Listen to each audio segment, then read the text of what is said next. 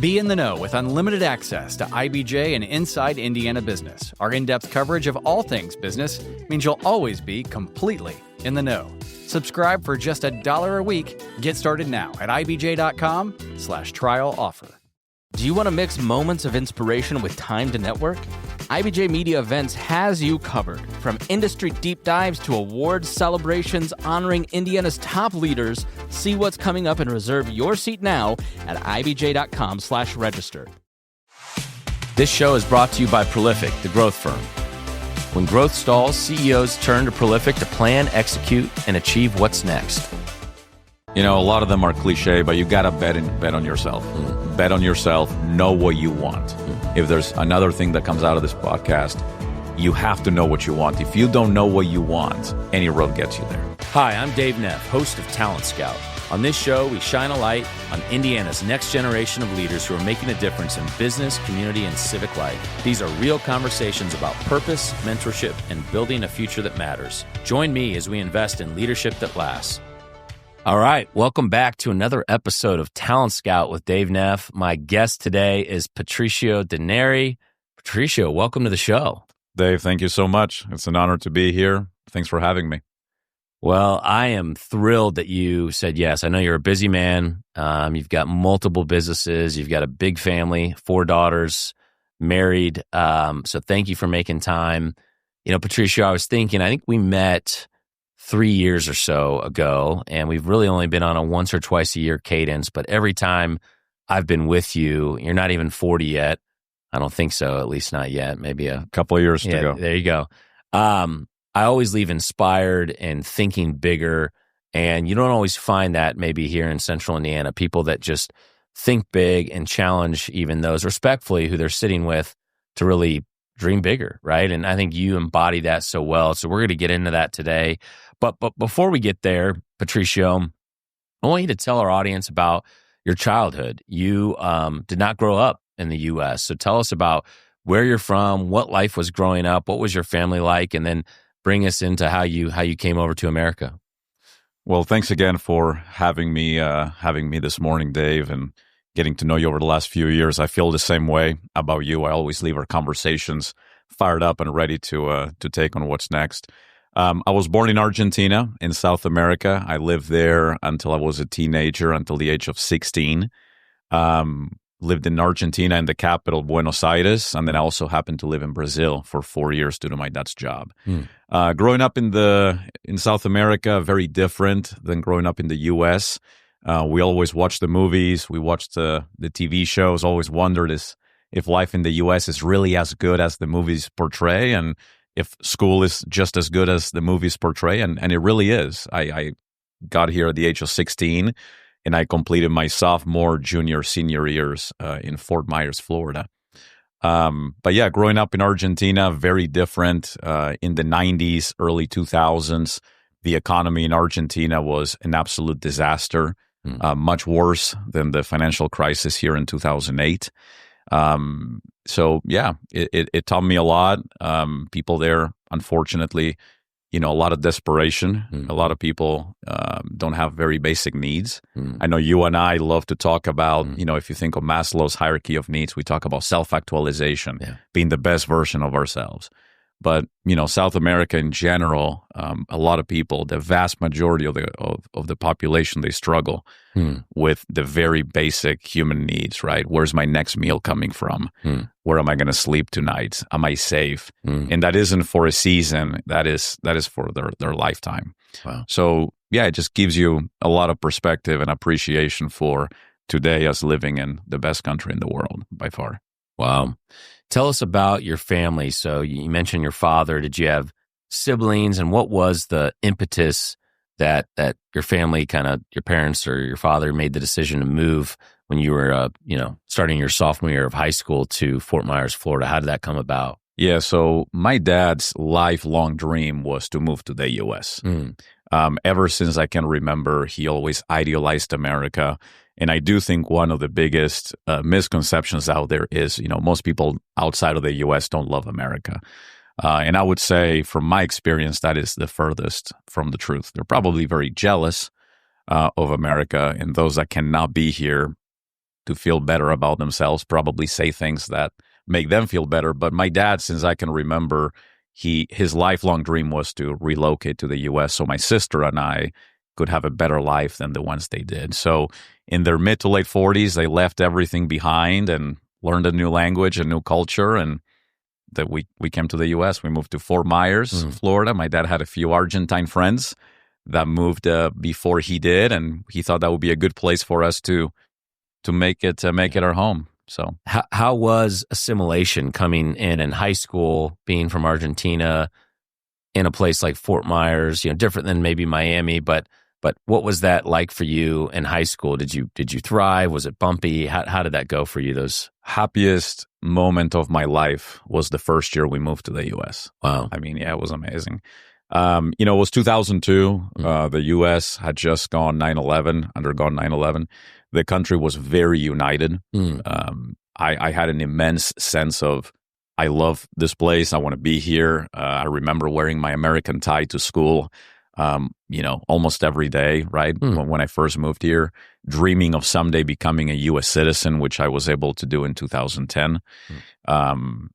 People were fantastic. I didn't speak much English, so it was difficult. The worst headaches of my lifetime were, my first few months, because I understood. I'll give you an example. I understood what 5 cents, but not a nickel. Things like that we take for granted today. Do you have a dime? Yeah. If you told me, do you have 10 cents? I can figure it out. But do you have a dime? Yeah. So, yeah, I mean, I've always been very optimistic and enjoyed I think of my life as a book, different chapters of my life.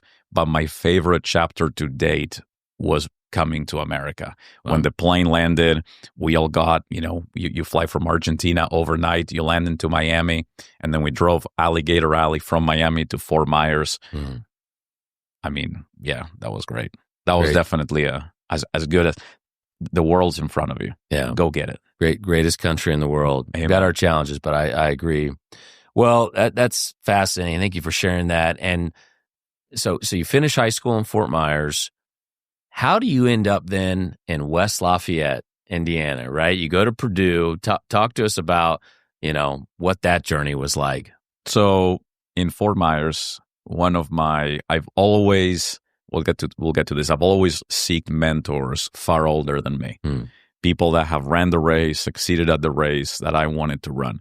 One of my early mentors, he's no longer with us, but a neighbor of ours, was a Boilermaker. And he had the Boilermaker train mailbox.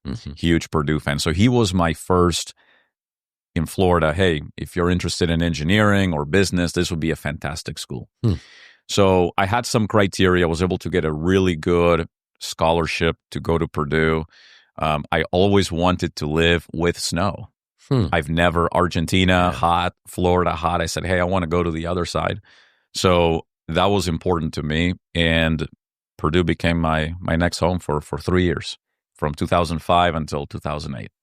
Did you visit before you came, or did you just apply, get accepted, and move to West Lafayette? I remember vividly. I applied, I accepted, I moved to West Lafayette. We drove with my dad, and we get into Indiana for the first time, and I'm like, I don't know, I don't know about this. We rented a Ford Escape. I'm a car guy, so I remember that. And but it turned out pretty good. Yeah, I'd say so. Well, back to what you said about you've always been somebody that sought out mentors. Where do you think that drive or curiosity comes from?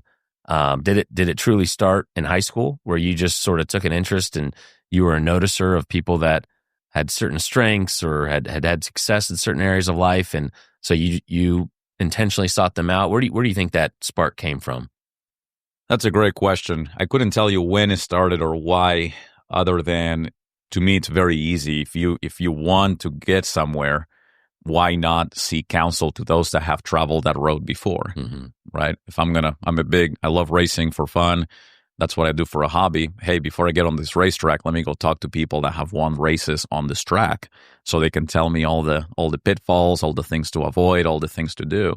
So since a very young age, I've never spent a lot of time with peers my own age. I think we are actually an exception. In my life, I've always, to this day, spent time with people. I think the sweet spot for me is 15 years my senior. because it's very relevant. You know what's coming around the corner, and you can really learn a lot from people that have traveled that road. But for me, as long as I can remember, I've always sought mentorship, probably since I first moved to the U.S., I would say. Yeah. Hang with people 15 years your senior. That's a good word. That would be my 30 years. They become your parents. You start to, they're too far out there. You have a difficult time relating. 15 years, a lot of the people in our circle, that we know really well, that's my sweet spot. Sort of a half generation ahead. Yes. Yeah. That's what I gravitate to, and it served me really well. So 3 years at Purdue. So you sped through there. What was the undergrad major study for you? At the time, I think it's now called the Daniels School of Management. It was the Krannert School of Management. So we had management and accounting coming out of Purdue in 2000. Yeah, fundamentals of business. There you go. Yes, sir. So I believe during that time you had an internship with a pretty well known company here, little company called Eli Lilly and Company. Eli Lilly and Company. So how did you land that internship? What was that experience like? I was in charge of, it was called SMEF, School of Management Employers Forum, and that's the career fair that Krannert put together. So I got to meet General Motors, got a great offer, off of them. Got to meet Eli Lilly, got to meet Royal United, which we'll talk about. So in meeting with the recruiter, just to help her set things up, she said, "Hey, I think you'll be actually really good for a new sophomore internship we're starting." So I was there were 4 of us. I still talk to a few of those guys, but we were 4 sophomores going into our junior year, and then a ton of juniors going into senior year. Okay. So I actually did both. I did my sophomore year internship and my junior year internship. Okay. At Lilly. 2 summers at Lilly. 2 summers at Lilly. Fantastic. Incredible. And what was it a rotational? Were you in a certain part of Lilly's business those summers? My first summer, I was in capital asset management in the Brower building. I don't think they rented, leased that building. It used to be a school. And then I was over on procurement at LCC, Lilly Corporate Center on the main building. And I know during that time, you struck up a pretty unique relationship with former CEO at that time, Sidney Terrell. Is that right? That's right. How did that come to be? You're an intern and you're getting to know the CEO of a multinational. Lilly was incredible. What they did for the interns spoils you for life. I remember going to my first 500, and the bus, fully escorted by police, takes you right into the center there by the golf course, and then after that, game over, right? So what they do for their interns is unbelievable. And one of the best things they do is they take you to the 12th floor. You get to work. The lowest possible intern gets to know the executive leadership team. So I had nothing to lose. So I talked to Sidney, and I got to know him enough to understand who he was and what he was all about. And he was born in Morocco. I was born in Argentina. We both had an accent. So I think we had some common things early on. And I just saw him a couple of weeks ago at the Indianapolis ISI, International Schools Gala. So, wow. Yeah, it was pretty good. What was a lesson or two from, whether it was that summer when you met Sidney Terrell, or even over the last nearly 20 years now that you've known him, that's really impacted your leadership? Because that's a pretty high-level leader that you got to interface with at a young age. Anything is possible. And be you. Be you. Be you. Anything's possible. That's simple. I like it. Don't cater. Don't try to impress other people. Just be yourself. Yeah. And the sky's the limit. Wow. So you have a decision to make. You've done a couple internships with Lilly. You're finishing up at Purdue early. And I believe you had a pretty strong offer coming out of college to just go to Lilly, sort of a safe path. In 2008. Not any year. Yeah, Do you know what that was like? Uh-huh. Oh, I started my career in 2007, so I know exactly what that was like. But you ended up having another opportunity to go work with Royal United Mortgage, local company here. In 2008. 2008, that's right. Talk to us about that decision point in your life, and why did you choose to go join Royal United Mortgage instead of maybe what some would say, take the safe path and take a nice, well-paying job right out of school at Lilly? So my dad was critical in the decision. Everybody thought I was going to go to Lilly. You were a sophomore intern. There's very few of those. Junior intern. Love the brand. Love what it did. Everyone expected that to be the case. At the School of Management Employers Forum, I meet this small business. I meet this guy called Mike Kelleher. Forever changed my life. To this day, I owe everything to that guy. He taught me everything I know. And looking back, probably the single best decision career-wise I ever made was go to Royal United. $24,000 base pay and a lot of commission. And my dad said to me, listen, you're very lucky. You have no debt. My net worth was zero. And take this chance. You'll learn a lot. You can always go to Lilly. You can always go to the safe place. But you're likely not going to take a chance like you are now in 2 years when you get married or 5 years when you have children. So the stars aligned, and I made $30,000 more my first year at Royal United than I would have otherwise. So it was a good move in that regard. And you went in to the mortgage business at arguably the toughest time in history, exactly. 2008. What did you learn? And I want to talk about those, I believe, 5 years that you spent with Royal United Mortgage right out of school. What were some key lessons, insights from that time of your life, as well as just being in that business during that time? Everything. I mean, everything that I could have not started my own opportunity had I not had the 5-year real learnings at Royal United. I mean, to me, one of the biggest, I just saw his family because I talked to both Mike and Craig. They were the two principals at the business. I talk to them frequently now, but to me, the biggest miss is Mike Kelleher today is basically retired, and that is a huge miss. I mean, that guy is, that you should be interviewing him. You really should be. But, you know, a lot of that business taught me, we ran that business 52 times a year, not monthly, not quarterly, weekly. Often semi-weekly, meaning twice a week, or bi-weekly, excuse me, meaning midweek points. You run the business 52 times. You know, that business taught me the reality is you win or you lose. There's no in between. There's no trying. You either succeed or you fail. So it's very black and white. You either close a mortgage and serve somebody or you don't. There is no, I almost closed it. I tried. So it taught me a lot of discipline. It taught me process. It taught me you need to have a tool and a process for anything you do that's worth doing. Replicating is critical for success. You got to be able to replicate. It taught me the difference between tacit and implicit knowledge. Tacit knowledge, can't really share it with others, can't grow a good team. Therefore, put things in writing, replicate it, and be able to grow it. Thanks for joining us here on Talent Scout. We're going to take a quick break to hear from our sponsor, so stay tuned.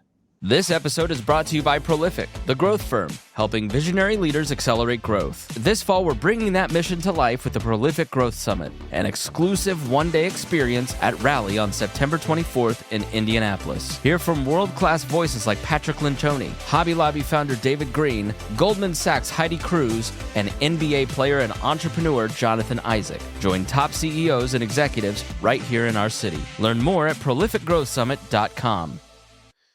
What do you feel like differentiated you in those 5 years? Because I know you had a lot of success, probably could have stayed there, but was it this disciplined approach to your work? What, you know, if you were to say, hey, this is what really moved the needle for Patricio during those first 5 years and why you were able to kind of progress so quickly at Royal, what would you point to?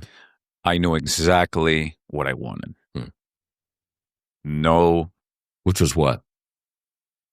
Personally, was to get married right away, to be successful, to have a family, to live in a good house, have enough money for my wife to stay home. So you were focused. You weren't distracted with all the other... I was the most focused person in my 20s you'll ever meet. And nothing got in the way of that. Nothing. Your priorities were crystal clear. Crystal clear. And I never once gave up on that. Yeah. Kelly will tell you I was relentless. Yeah. And she thinks I sacrificed my 20s, but I think I invested heavily in my 20s. Yeah. I've never had an ounce of alcohol my whole lifetime. Wow. A cigarette, drug, ever. I knew I was going in one direction. So if somebody tried to pull me in any other direction, I would say, nope. Yeah. I know exactly where I'm going. And to me, Dave, people, if people are listening to this, if there's one thing that I can say is you need to know what you want inside. And any day that you don't, imagine being a boat in the ocean and you're just going through the motions. No matter if you have tailwinds, headwinds, if you know where you're going, every day you should be making progress toward that objective. That's gold. One thing I learned at Royal United is how much of what by when.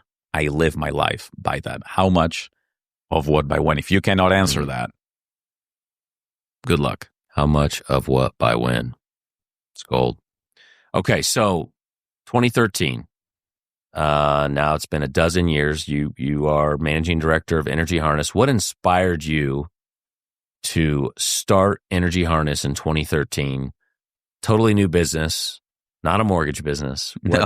Talk us through that. So the one thing I did not like about Royal United is I couldn't really see my work. And I knew early on, I love the business, love the team, but I knew in my heart of hearts, it was not likely a long-term path for me because I couldn't really see my work. And that was important to me. Yeah. And what we do at Energy Harness is as visual as you can get. The before and after photos of our upgrades, the energy savings we provide to our clients on the electric bill, the CO2 we take out of the atmosphere, the safety we provide for our clients. I mean, you can see it. You can visually see the benefit in front of you. But yeah, I mean, 5 years after Royal United, I felt I had everything I needed to go out on my own. Kelly was pregnant at the time. We didn't realize it was twins. But I remember also talking to my dad and saying, Dad, what do I do? And I knew that I likely would maybe hold, even the presidency of Royal United, and then it would be even more difficult to leave. So it's always, making these tough decisions right before it's going to be much tougher to make that decision. Yeah. Going to Royal United versus Lilly, if it wasn't then, it probably wouldn't happen. Leaving Royal United, if it wasn't then, it probably wasn't going to happen. So you got to believe in yourself. Never look back, seek mentorship. My mentors have guided each one of these decisions, and they do to this day. It's amazing. For those that don't know, tell our audience a little bit about Energy Harness. So it's a commercial lighting business. I believe you're vertically integrated, so you manufacture and you sell and you distribute. Tell us about just the scope of the business now 12 years in. Yeah, so Energy Harness started as a local small business serving the local community. Today, we are a regional company. We have offices serving the East Coast in Florida, Indiana, Alabama, South Carolina, Georgia. And Vision 2030, so over the next 5 years, we want to become a national player that can serve national accounts like we cannot do yet today. And post 2030, become a household brand, recognized everywhere. So we do have very strategic plans. We have a 5-year Vision 2030 plan to get to where we need to go, and then sub-tactics to get us there. Energy Harness is the only company in the U.S. that designs, manufactures, installs, and services full soup to nuts, as Jim would say, what we do, which is commercial lighting and solar upgrades, always tied around energy efficiency and savings to our clients. Hospitals, restaurants, schools, yeah. Okay.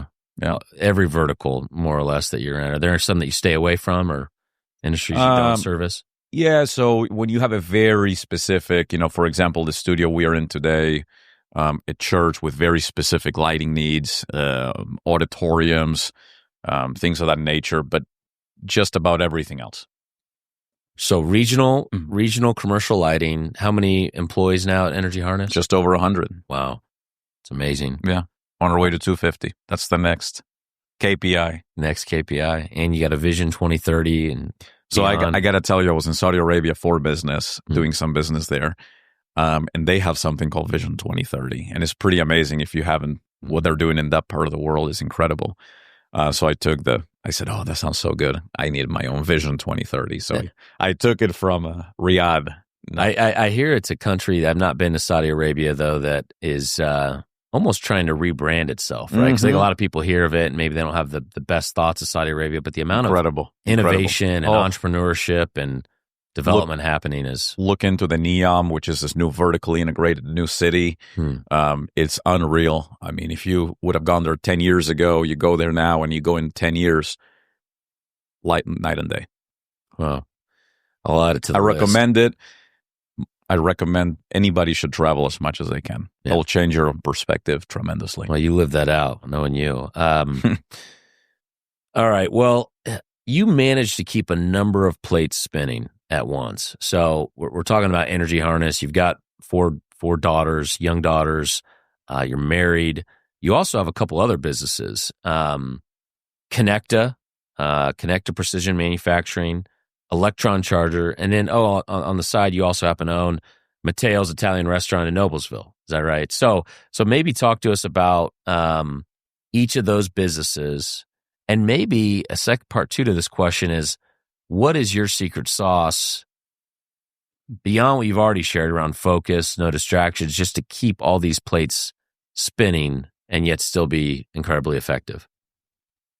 Yeah, so the three primary businesses, Energy Harness is the bigger one. We do have Electron Charger, which became sort of what Energy Harness could have been and should have been. We can certainly talk more about that.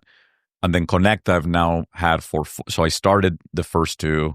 Connecta I've had for 4 years. I acquired that business. It's also, I think, a pretty neat story.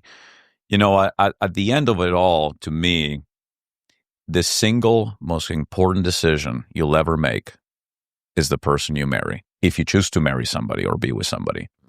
I feel like, you know, if you cut a corner on the city you want to live in or the company you want to have or, you know, the car you want to drive, the house you want to live in, your life will probably end up very similar. Yeah. But your life will change dramatically if you mess up the person you end up with. If you come home to someone that doesn't have your back, doesn't feel like it's a sanctuary where you can relax and really be yourself, it gets very difficult. And I'm extremely blessed. My silver bullet, no doubt, is my wife. Kelly. 100%. That's great. 100%. Maybe I should be interviewing her. You 100% should be. She is her, you know, and I have fantastic parents as well. I would say that's next. Yeah. But, you know, to keep all the plates spinning, number one, you need a fantastic support at home. Yeah. Be hyper aligned. And number two, you need great partners at the office. Yeah. One of my secret sauces is I do not own any business on my own. I have partners in all businesses. Yeah. And I believe if you share in the equity, you can do things you couldn't do on your own. What are things that you look for in those partnerships? You know, what are attributes? I mean, because partnership dynamics are a real thing, and oftentimes that's what derails, you know, a business. So what are some things, lessons learned of like, hey, this is sort of a non-negotiable if I'm going to partner up with you on a business? You know, I think Warren said this. Warren Buffett, he said he looks for attitude, intelligence, and integrity. And the third one is the most important, because if they have the first two and not the third, you're in real trouble. Yeah. So integrity, intelligence, and attitude. That's really good. A few more things, and I want to get into sort of your community involvement, because I know you're incredibly generous and engaged as well. What would you say is something you did in your 20s? You know, we got a lot of young people listening. That was a career accelerator for you. You could pick one thing, whether it was an experience, a program you were a part of, a decision you made, a mentoring relationship. What is something that you can look back on and say, this really accelerated my career? In a nutshell, is I learned how to sell. And if you know how to sell, you can do anything. Yeah. Because I really believe in selling, meaning you got to sell yourself. People need to believe in your mission, believe in who you are, believe in what you do. You have to believe in yourself. And I learned all this psychological, you know, selling if you will, opportunities that exist, how to, hey, Dave, let me sell you on this opportunity. Come with me, right? So believing in yourself, knowing how to sell, knowing how to get to where you want to go. Learning to sell. I agree. And Mike Kelleher taught me that better than anybody. Yeah. Yeah. I know with your staff at your various companies and even my own personal interactions with you, you like to help others dream big and stretch for personal or professional goals they might not think are even possible. I love it. Yeah. Where does that come from? I love it. I just told one of my favorite people today, he's having his best week ever. And I sent him a message this morning saying, Kevin, nothing brings me more joy than watching people in my team do things they never thought they could. And he gave me a fantastic, reply. It's the whole cliche that if you would just worry about helping people around you, you naturally raise yourself. I think things shift. I told you a little bit ago, you need to know what you want. And I think that doesn't really change over time, but the why does. Yeah. And I'll be honest, early on, it was about me. I want to do this because I want to make money. I want to look successful. It has really shifted in the last 5-10 years for me, as maybe 5 years. I want to see other people do well. I want to see other people accomplish their dreams. There's a lot of people on my team that I've known since I moved to the U.S. Most people don't know that, Dave. The first person I've met when I first moved to America in Florida that gave me a ride home is now my business manager at Energy Harness. He moved to Indiana. The second person I've met, so Sam was the first, Josh is the second in the U.S. when I was 16, is our audit manager at Energy Harness. My randomly assigned roommate at Purdue my freshman year in 2005. Senior head of engineering at Energy Harness. Wow. Nothing better than seeing these guys do well and do things they never thought they could do. What's your definition of success? To me, success is enjoying every day equally. I remember being at Lilly, being at Royal United, and Dave, the Thursday feeling every oh man, the weekend's around the corner. I can't wait. Weekend warriors, or the Friday, yeah. or the Sunday night, right? Yeah, Sunday scaries, yeah. I can genuinely tell you, I haven't had that for a good 10 years. And I love my Mondays as much as my Fridays and as much as my Saturdays.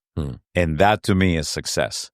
When you believe you're in the right place because every single day you look forward to as much as the next. Success can breed complacency. And I don't see that in you. So how do you stay motivated? Because you could stop everything. I mean, you've got enough. We're good. Right? How much is enough? You're set. But how do you stay motivated and not just resting on your laurels? What is it that keeps you going? I'm on a couple of peer-to-peer, mostly older, 15, 20 years older. But there's a few guys in my age group that have had this success and have called it a day. And that's not what I want. Yeah. I feel it's my responsibility to do it for others. Right? Vision 2030, becoming a household name at Energy Harness, is a long time ago no longer about Patricio. It used to be. Is now about Jim, Kyle, Marie, the whole leadership team, the entire company, and the community that we serve. Yeah. It's for them. And I owe it to them. And I have told, my team knows this, the day that Energy Harness or Connect or Electron has not improved and is stagnant is the day I'm no longer there. As long as I'm there, I owe it to you for it to be the best version it can be. So that's my big motivator for the team. It's wonderful.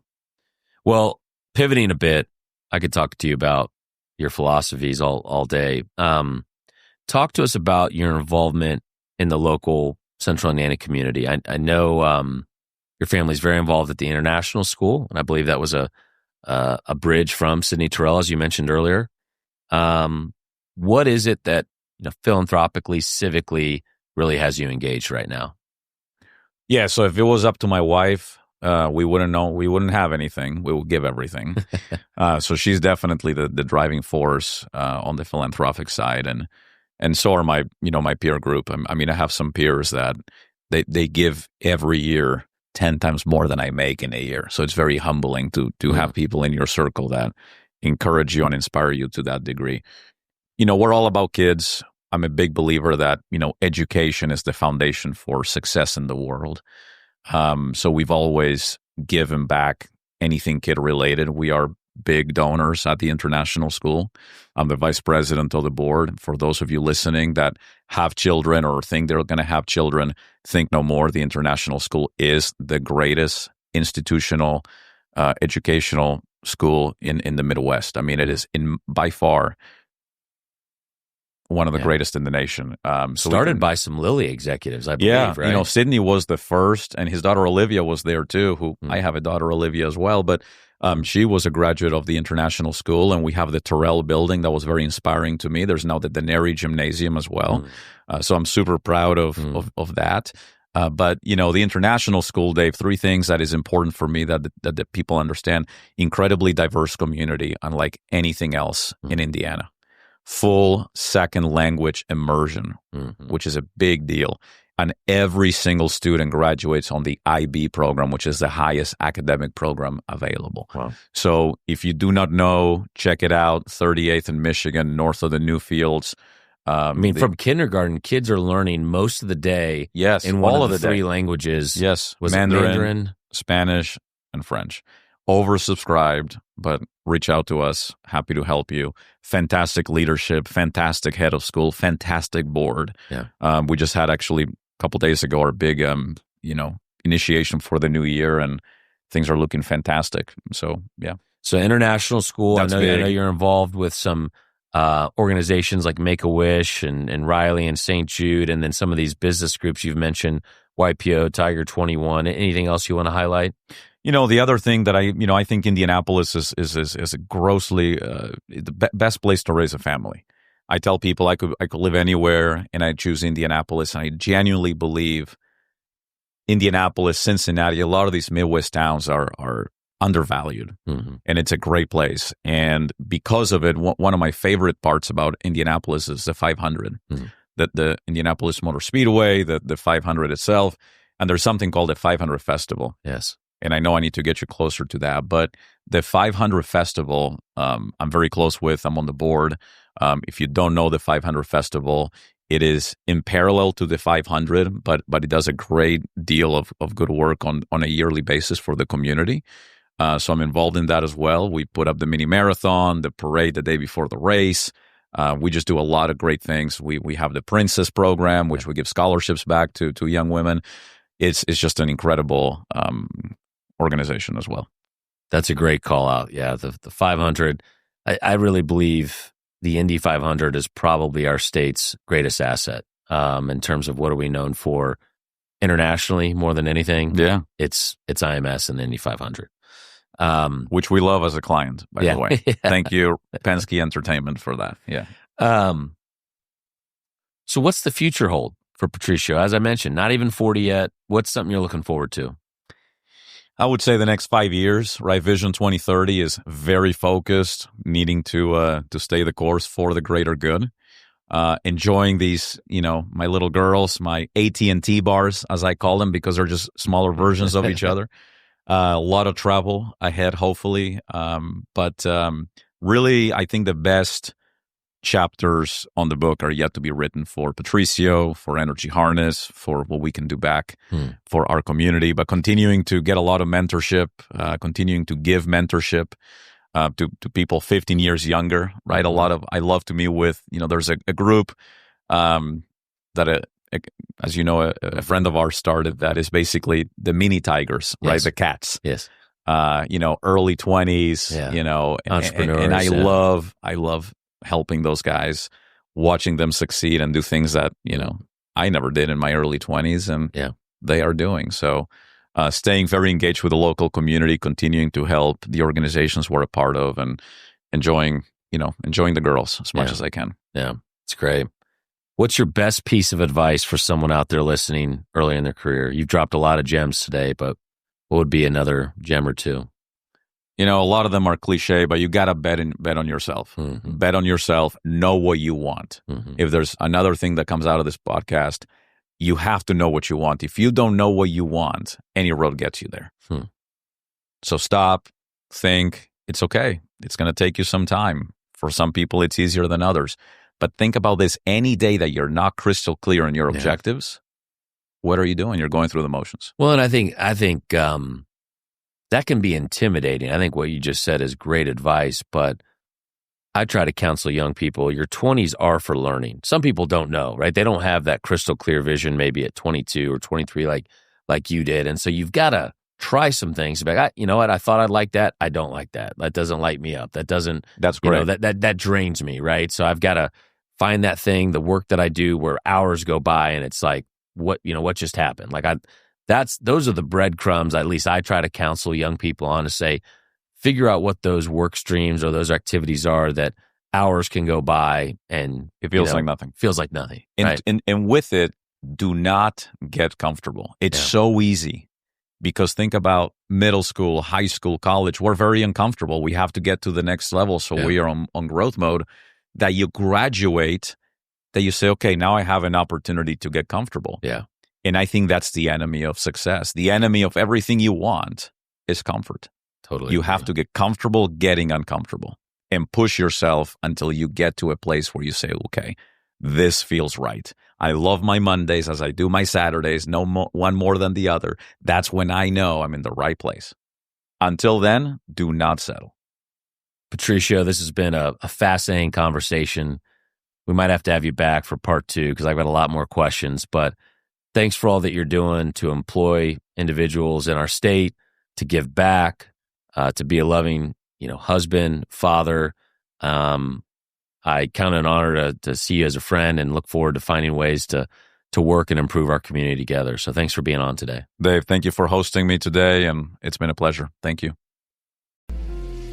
Whether it's healthcare innovation, major infrastructure, or global sports impact, Inside Indiana Business with Gary Dick tells the stories of Indiana's groundbreakers and game changers. It's the must-listen show for business, civic, and community leaders across the state. Subscribe and listen wherever you get your podcasts or at ibjpodcast.com. The IBJ Media Podcast Network is the soundtrack of a growing state. Indiana is on the move, and you can hear it happening on the IBJ Media Podcast Network. We bring you the voices at the center of our economy, our courts, our companies, and our communities. Subscribe now and be part of the conversation that's building Indiana's future. Find all of our shows by searching IBJ Media in your podcast app or visit ibjpodcasts.com.